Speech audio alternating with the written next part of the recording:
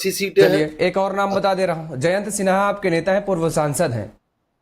आप एक व्यक्ति का नाम नहीं, मैं एक एक नाम गिनाता चला जाऊंगा और आधे घंटे नाम गिनाता चला जाऊंगा आपके नेताओं के देखिए जो योगेश जी, अरे सुनिए ना, योगेश जी, जयंत सिन्हा ने हाँ, अपने मताधिकार का प्रयोग नहीं किया। आपने, आपको मालूम है?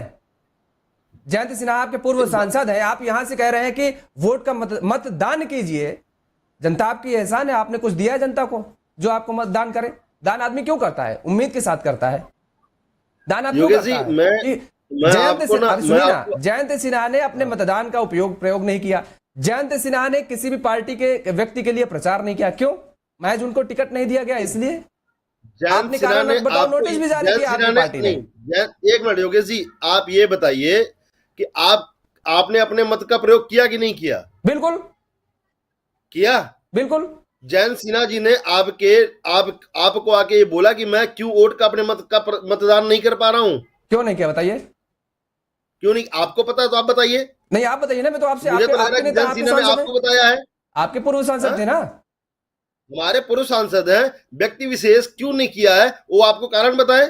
या वो एंटी बीजेपी जाके कहीं पे कंपेनिंग करके आए हैं, या ये किसी आप, दूसरे पार्टी के साथ में बैठे ये हुए तो हैं? आप बताइए प्रभु, ये और तो आप बोलते हो कि मत का दान करने के लिए, आप बोल रहे हो मत का दान करना है। आप अगर मत का दान नहीं करोगे, ये व्यक्ति विशेष तो अपना क्यों है। नहीं किया? आज तक इंडिया यही तो के मेरा अंदर, सवाल। भारतवर्ष के अंदर, सुनिए मेरी बात योगेश जी, पहले आप मेरी बात सुनिए, पहले आप मेरी बात सुनिए। भारतवर्ष के अंदर आज पानी तक आप पीजिए, बता पहले आप देना कि पानी अभी पीजिए, 70% पहले के आप ऊपर। पानी, पहले आप पानी अरे पीजिए, पानी पानी, पीजिए पहले आप। पांडे जी, पांडे जी हम पानी तब पियेंगे जब आप अगर किसी बात को तरीके से आप सुनने का प्रयास करेंगे। हाँ। अगर आप एक पक्ष की बात अगर आप ही रखोगे, तो फिर दूसरे एंकर को, दूसरे ये विपक्ष की प्रवक्ता को बात नहीं बैठाने है, की आवश्यकता। ये विपक्ष की बात नहीं, विपक्ष सुनिए, की ये बात है, विपक्ष की बात नहीं ये है, विपक्ष ये की बात देश है, की बात है। नहीं नहीं, ये ये विपक्ष देश की की बात बात है। है। आप नहीं, ये अनुराग जी, देश की बात है, मैं, ये देश अच्छा की मेरे बात प्रश्न है, का आप जवाब ये दीजिए। देश की बात है, जहां एक मैं, तरफ हमारी सरकार ये कह रही है, चुनाव आयोग न जाने कितना अकूत पैसा खर्च कर रहा है कि प्रत्येक मैं व्यक्ति वही को बात अपने आपसे कह मतदान रहा हूं, आप मेरी बात मतदान सुनने को करना तैयार नहीं हो चाहिए, रहे हैं। और वहीं पर हमारे मैं ये भी जो यही कह रहा हूं। दिग्गज नेता हैं जो देश का प्रतिनिधित्व करते रहे हैं, वो खुद अपने मताधिकार का प्रयोग नहीं कर रहे हैं। वो आपकी पार्टी में बैठे हुए हैं कि या कांग्रेस के नेता होंगे तो उनसे नहीं भी हम योगेश जी, पूछेंगे। सवाल ये, अब आप इसमें अब सवाल योगेश पूछने तो जी, आपका नहीं, विपक्ष से सवाल है। नहीं विपक्ष की सवाल की बात नहीं है, मैंने ऐसा नहीं बोला, इसलिए चलिए बोला ठीक है, आपको। ठीक है, अगर चलिए आप सेकंड मेरे राउंड में से आते हैं, आपके पास सवाल टू मनीष जी सवाल आते हैं। करेंगे, मैं ठीक है, जवाब आ गई दूंगा। आपकी बात। आज तक आज तक हमारे देश के अंदर जब से चुनाव हो रहा है सन 1947 के बाद से आज तक, 1947 में भी चुनाव हुआ नहीं था, 5 साल बाद ही हुआ था। पहली बार भी हमारे जवाहरलाल नेहरू जी प्रधानमंत्री बना दिए गए थे। बस कांग्रेस की तब से तानाशाही चलती आ रही है, गलत तरीके से कार्य करने का जो अवधारणा था उस वक्त से आ रहा है। सरदार वल्लभ भाई पटेल को तभी दरकिनार कर दिया गया था। तब से लेके आज तक क्या आपको पता है कि 70% के ऊपर कभी मतदान हमारे भारतवर्ष में हुआ? क्यों नहीं करा पाया? इलेक्शन कमेटी क्यों नहीं करा पाया? या आप अपने चैनल के माध्यम से आह्वान करके क्यों नहीं करवा दिया? या इस वर्तमान समय पे आप आह्वान करिए, हो जाएगा? ये हमारा आपका नैतिक जिम्मेदारी बनता है इलेक्शन कमेटी के साथ में कदम से कदम मिलाकर बात करने की, कि ज्यादा से ज्यादा मतदान कराने का प्रयास करे, जिससे कि दशा दिशा बदल सके। हम आज की डेट में अपने घरों में बैठकर डिजिटल मीडिया के माध्यम से अपने विचार रखते हैं। अगर हम अपने मत का प्रयोग नहीं करेंगे तो हम जो चाहेंगे वैसा नहीं होगा। क्यों नहीं कर रहे हैं? क्यों नहीं? यही तो मेरा सवाल। अरे आप दीप, आप मनीष जी, आप बोले भी जा रहे, आप क्यों नहीं कर रहे हैं? आप ही के नेता तो नहीं कर रहे हैं, वही तो मेरा सवाल था। आप समझाए चले जा रहे हैं। मैं आपको चाह रहा हूं, मैं यही आपको समझाना चाह रहा हूं। 40% वोटिंग नहीं हो रही है, उसमें एक व्यक्ति का नाम लेके आप मेरे से बात कर रहे हो। आप जैसे नेता घर से नहीं निकल रहे हैं। आप जैसे का मतलब है आपके जयंत सिन्हा जैसे लोग। अब आप पार्टी ने एक कारण बताओ, नोटिस भी जारी किया। आप पहले, ठीक है, हमारा सवाल ये नहीं है, हमें चुनाव आयोग लगातार कितना पैसा, कितना बजट खर्च करता है। ठीक है, आ रहे हैं आपके पास, आ रहे हैं मनीष जी, आप आ रहे हैं सेकंड राउंड में, आ रहे हैं आप आपके पास। दीपचंद जी, बड़ी कठिन है डगर।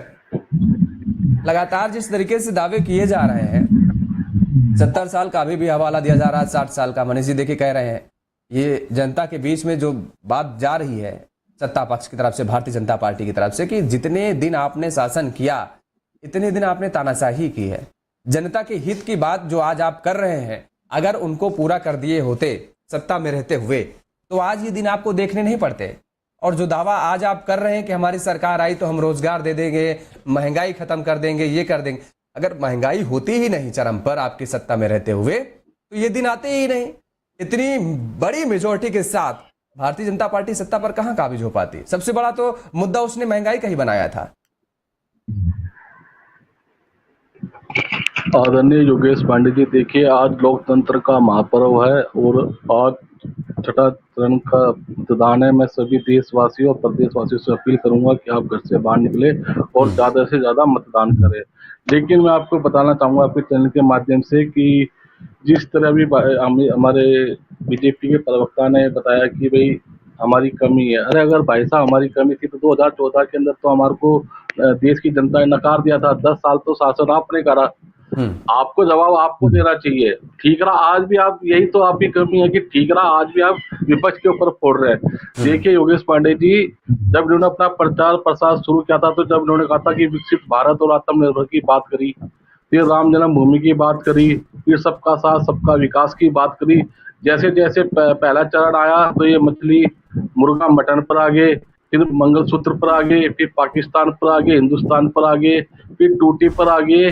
देखिए चौथे चरण के बाद मैं आपके चैनल के माध्यम से कहना चाहूंगा कि चौथे चरण के बाद पिक्चर बिल्कुल साफ हो गई थी कि 4 जून को न तो भारतीय जनता पार्टी की सरकार बनेगी और न ही नरेंद्र मोदी इस देश के प्रधानमंत्री बनेंगे। और प्रत्यक्ष को प्रमाण की जरूरत नहीं है। ये देश के प्रधानमंत्री बौखलाहट है कि आज से आपने देखा होगा जब हम कहते थे यार डिबेट करिए, आपने डिबेट नहीं करी, तो देश के प्रधानमंत्री 24 न्यूज चैनल पर जाके वहां पर डिबेट करते हैं और वहां ये बोलते हैं कि भाई ये महंगाई तो नेहरू और इंदिरा की वजह से है।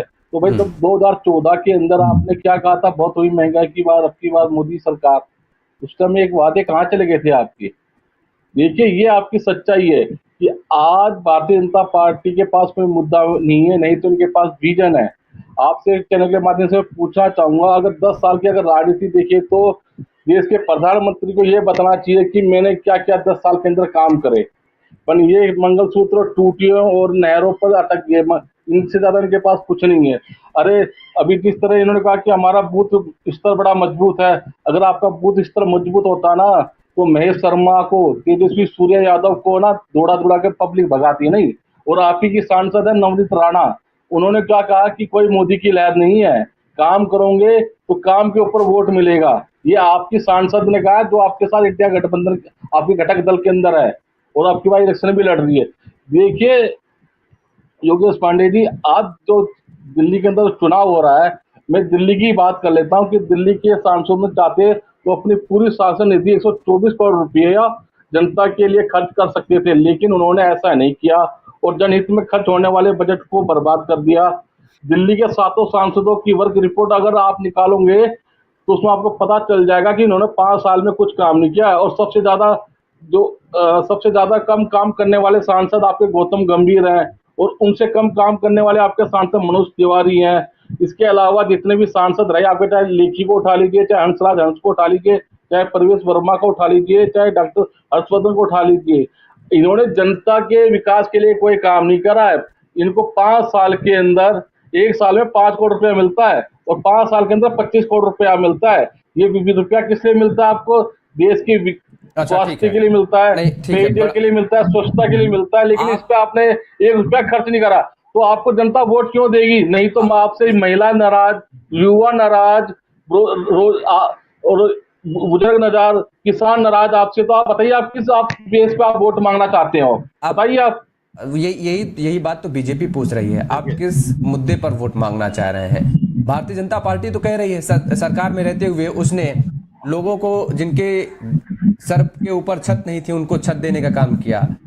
जो पूरे देश में बिना किसी जाति के देखे हुए, बिना किसी भेदभाव के सबको स्वच्छता अभियान के तहत जिस तरीके से एक मिशन चलाया, जो विजन रहा प्रधानमंत्री नरेंद्र मोदी का, उसके तहत किस तरीके से